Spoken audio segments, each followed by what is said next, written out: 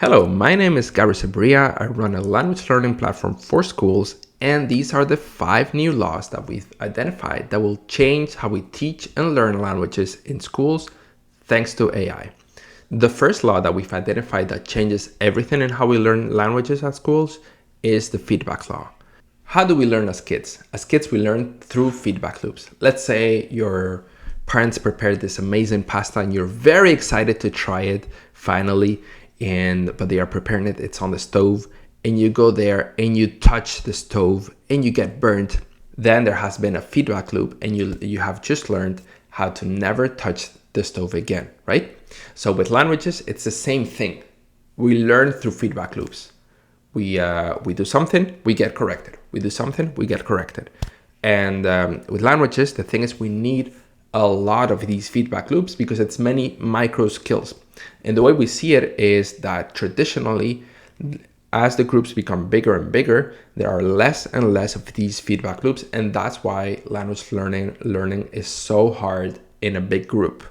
And the quality of the progress and the quality of the speed of the progress decreases rapidly with bigger groups. And people now get way more of these like really small feedback loops that allow them to get better and better.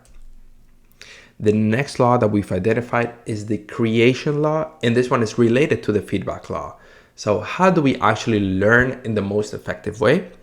As kids, we learn through creating, through being like scientists, right? Through exploring.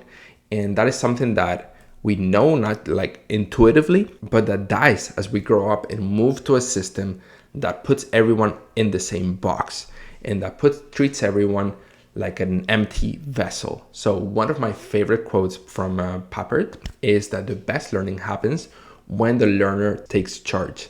So our vision of the future is a future where the learner takes charge and they create with things that interest them, and they get many of these feedback loops that we've talked about, and that's how you get better and better. Next, we have the law of adaptive learning. So I remember this teacher here in Montreal, Quebec, telling me about her English class and how she actually teaches really advanced students, so actually bilingual students, together with new immigrants that speak nothing, that don't speak any English. And that is the reality in Quebec, but it's the reality in many, many places. And traditionally, what happens is that these students become marginalized. So they're slower and slower, and the gap between these students, the new ones, and the advanced ones becomes bigger and bigger. Instead, now we have the resources to help these new students or the students that are less advanced advance at their best pace. So we can have an education system that adapts to the student and not the other way around. Next, we have the law of scalable speaking. I remember taking French in high school and like being very excited about it. And then after a few years of like learning French twice, 3 times a week, thinking about my class and how we all actually sucked at speaking. So no one spoke any French after 4 years. And what happened there?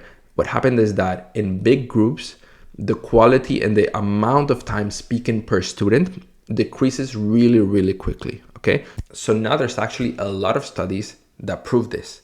And in a traditional 3-hour class with 20 students, each student will get around 2 minutes of speaking time. Do you think that is a way to learn a language? Now we can finally scale the speaking. What would happen if instead of 2 minutes, each student had 60 minutes of speaking? And the last law that we have is the heart of the future of language education. So traditionally, teachers spend a lot of time like looking up activities, creating these activities, finding some resources on the internet, ChatGPT, you name it, right? Then correcting everything. That's a lot of resources and energy that the teacher puts and that will never get back. And what happens is that these educators effectively turn into admins. But when that burden disappears, when the teacher doesn't have to create a bunch of activities and correct them all the time, their role transforms into what we believe is the source and the core of being an educator. And that is becoming a guide, the guide that the student needs and the guide that has all the information that sees the patterns in the students and that can always tell them where to work on. That was the 5 new laws of language learning in schools. I hope you enjoyed it. If you like this kind of content, subscribe, and I will see you on the next one.